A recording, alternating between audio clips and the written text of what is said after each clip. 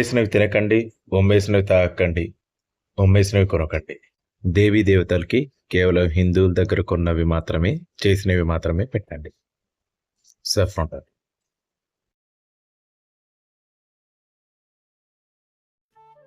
Welcome to saffron turtle channel. ఈ వీడియోని like చేయండి, షేర్ చేయండి, ఈ ఛానల్ని సబ్స్క్రైబ్ చేయండి. మరిన్ని అప్డేట్స్ కోసం ఆ బెల్ ఐకాన్ని ఒత్తండి. అలాగే మీ అభిప్రాయాన్ని కూడా ఖచ్చితంగా కామెంట్స్లో రాయండి. Thank you. Saffron turtle. ఢిల్లీలో ఏఐఎంఐఎం పార్టీ వాళ్ళు తాహిర్ హుస్సేన్ 2020లో ఈయన ఢిల్లీ రియాడ్స్ చేసి ఒక ఐపీఎస్ ఆఫీసర్ని చంపేశాడు. నాలాలో అంటే మురిక్కాలలో దొరికింది ఆయన బాడీ. చంపేయబడ్డాడు. అట్లాంటి ఆయనకి కేసు ఉంది ఆయన మీద. అట్లాంటి ఆయనకి ఏఐఎంఐఎం వాళ్ళు సీట్ ఇచ్చారు. అంటే ఈయనకి సీట్ ఇస్తున్నాడు అని అంటే ఏఐఎంఐఎం వాళ్ళు ఏమని ఆలోచించి ఉండొచ్చు? ముస్లింలందరూ ఎవరైతే ఉన్నారో తాహిర్ హుస్సేన్కి ఓటేస్తారు. ముస్తాఫాబాద్లో ఉన్న ముస్లింలందరూ తాహిర్ హుస్సేన్కి ఓటు ఎందుకు వేస్తారు? ఆయన హిందువుల్ని చంపడంలో వెనకాడడు కాబట్టి. ఏదో ఒకటి చేస్తాడు తర్వాత, కానీ హిందువుల్ని చంపడంలో వెనకాడడు కాబట్టి.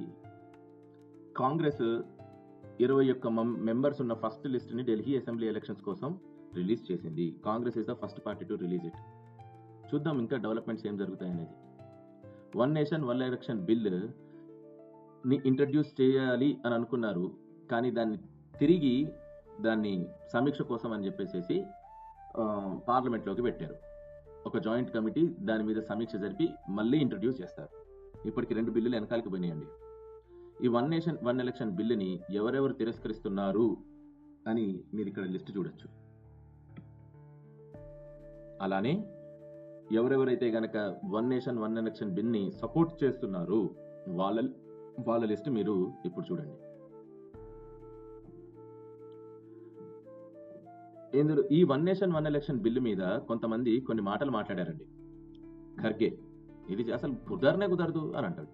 ఆ తర్వాత మమతా బెనర్జీ అసలు ఇదంతా మోడీ చేస్తున్న పరిపాలనలో ఇది అథారిటేరియన్షిప్, ఇది కేవలం ఒక పార్టీలని అణచడానికి అని చెప్పేసి చేస్తున్నారు అని అన్నాడు.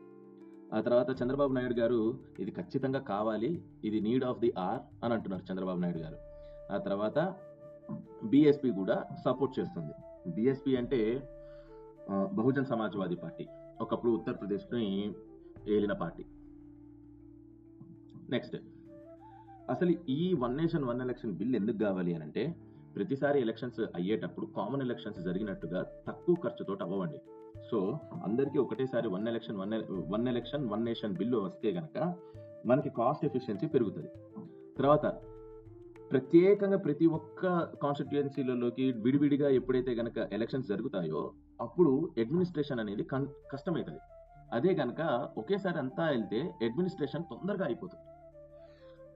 ఈ ఎలక్షన్స్ టైం కోసం అని చెప్పేసి ప్రతి గవర్నమెంట్ లో ఉండే ప్రతి ఒక్క నాయకుడు వాళ్ళ గవర్నెన్స్ పక్కన పెట్టి ఎలక్షన్లు గెలవడానికి అని చెప్పేసి చాలా టైం ఉపయోగిస్తారు. కాబట్టి ఆ గవర్నెన్స్ అనేది చాలా సార్లు తెగిపోతుంది. సో ఇంప్రూవ్డ్ గవర్నెన్స్ కోసం అని చెప్పి ఎక్కువసేపు గవర్నమెంట్ లో పనిచేసేటట్టుగా వీలుండడానికి కోసం అని చెప్పి one nation one election better. ఆ తర్వాత ఓటర్ టర్న్అవుట్ కూడా పెరుగుతుంది. ఒకేసారి 2 ఎలక్షన్లకి ప్రజలు ఓట్లు వేస్తే. అదే రకంగా ఎలక్టోరల్ ప్రాసెసెస్ దేశం మొత్తం ఒకటే రకంగా జరుగుతుంది, ఒక్కొక్కసారి ఒక్కొక్క రకంగా జరగదు. సంజయ్ మల్హోత్రా గారు ఆర్బీఐ న్యూ గవర్నర్ గా తీసుకున్నారండి. ఖర్గా అనే ఒక కామికాజీ డ్రోన్ అంటే అవి వెళ్ళి ఆ టార్గెట్ ని చూస్ చేసుకొని ఆ టార్గెట్ మీద పడి పేలిపోతాయి. సో వన్ టైం యూజ్ అనమాట. ఖర్గా అనే ఒక హై స్పీడ్ కామికాజీ డ్రోన్ ని మన ఇండియన్ గవర్నమెంట్ రిలీజ్ చేసింది. నెక్స్ట్, ఢిల్లీ అండ్ మాస్కో ఇద్దరూ కలిసి $4 బిలియన్ ఎయిర్ డిఫెన్స్ ప్రాజెక్ట్ ని సైన్ చేశారు. So this is very useful to us. ఆ తర్వాత $4 బిలియన్ ఎందుకు సైన్ చేశారు? ఇక్కడ all the parts are else some of the parts are being made in India. Next, ఓర్గనెస్ అనే ఒక రేడార్ ని మన వాళ్ళు రష్యా దగ్గర నుంచి కొనడానికి ఒక ఒక పెద్ద రేడార్ సిస్టమ్ని డిప్లాయ్ చేసుకున్నారండి. పెద్ద రేడార్ సిస్టమ్ అదే ఈ 4 బిలియన్ డాలర్ల డీల్ అదే. సో ఏ రకమైన ఏరియల్ థ్రెట్ 8,000 కిలోమీటర్లు మన చుట్టూతో ఉన్న దాంట్లో ఎక్కడైనా కానీ పడితే, ఎక్కడైనా కానీ ఒకవేళ గనక లిఫ్ట్ ఆఫ్ అయినట్టు తెలిస్తే ఇది వెంటనే డిటెక్ట్ చేస్తుంది. సో మనకి చాలా టైం ఉంటుంది ఇన్ ఆర్డర్ టు కాంటరాక్ట్.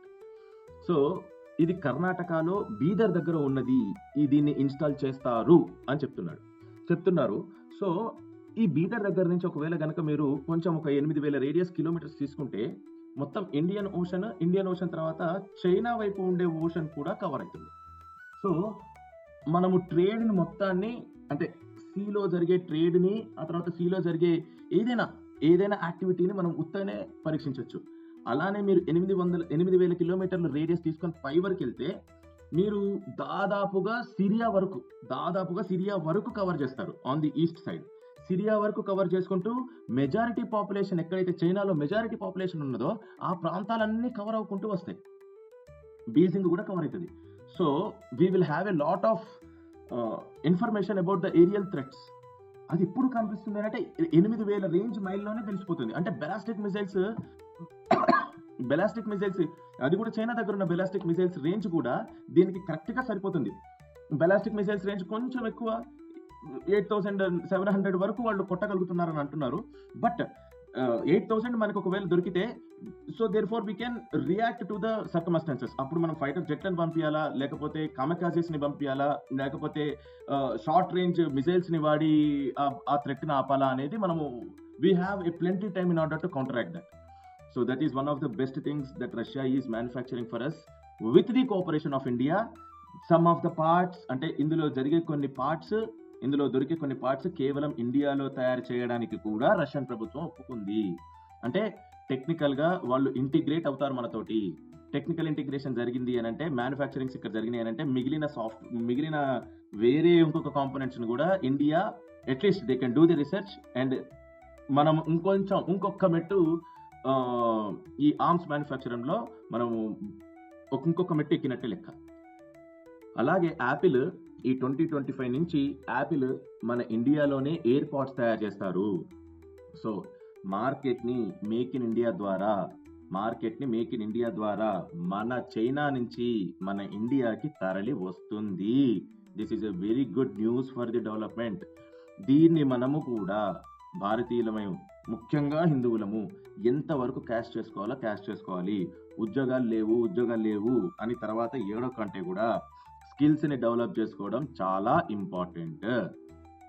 స్కిల్స్ ని మనం డెవలప్ చేసుకుందాము. దానితోటి మనము ఆ పక్క వాళ్ళని ఎలా ఆపాలి అనేది ఆలోచిద్దాం. స్కిల్స్ డెవలప్ చేసుకోవడం చాలా ఇంపార్టెంట్. ఈ టైంలో మ్యానుఫ్యాక్చరింగ్ హబ్స్ మన దగ్గర తయారవుతున్నాయి.